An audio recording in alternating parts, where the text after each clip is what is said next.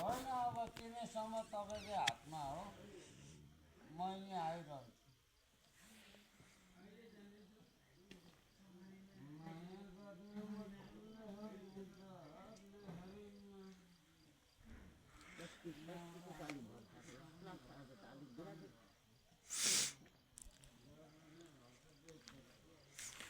Hello so यतिखेर हामी चाहिँ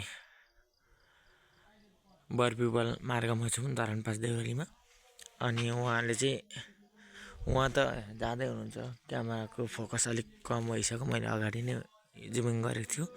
अनि सो यो साइकल अस्ति पनि यहाँनिर हप्ता 10 दिन जस्तो रहेको थियो। अनि सो साथमा यहाँ कित्ली भन्छ, देख्न सक्नुहुन्छ यो कित्लीलाई पनि देखाउँछु म।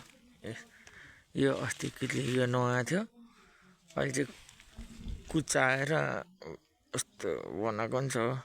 सो बडीले चाहिँ यहाँनिर बरपिपल मार्गमा चाहिँ यो चाहिँ घुम्ती मार्ग पनि भन्छ, एउटा घुम्ती बडी भनेर सबैले चिन्छ। यहाँनिर चाहिँ यो साइकल र कित्ली चाहिँ उहाँले राख्नुभएको छ। अनि यो सफारी चाहिँ हाम्रो कान्छे दाइको। अनि उहाँ चाहिँ गइसक्नु भयो। अघि हामी पुलिस प्रशासनको अगाडि पनि बोल्यौँ। उहाँ चाहिँ एकदम जुत्ता हेर म सिभिल प्रहरी हो भन्दै पनि तल्लोपट्टि यहाँनिर चाहिँ क्यारम बोर्ड खेल्दाखेरि भन्नुभएको थियो। उहाँले चाहिँ हेलमेट र यो एउटा ब्याग लिएर यही ठाउँमा राख्नुभएको थियो। अनि त्यसमा चाहिँ अनि हेलमेट चाहिँ बिक्री पनि वितरण गर्नुभयो होला उहाँले।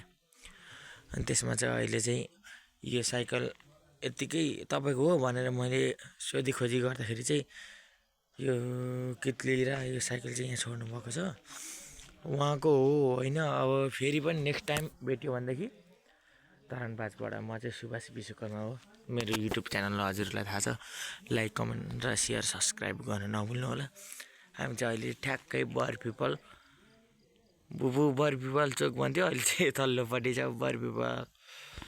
यसमा चाहिँ लाइक कमेन्ट गर्न नभुल्नु होला है त।